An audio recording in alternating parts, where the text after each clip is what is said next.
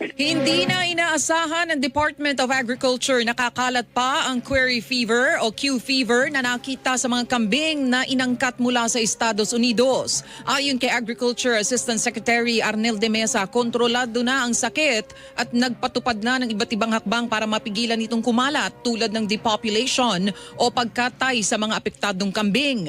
Nagpapatuloy rin ang contact tracing at ipinagbawal na ang pag-aangkat ng kambing mula sa Amerika.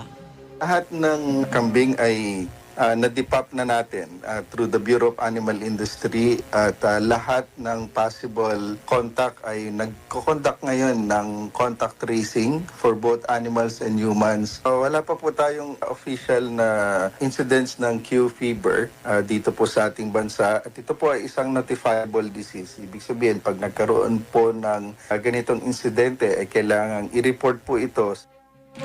Yan ang tinig ni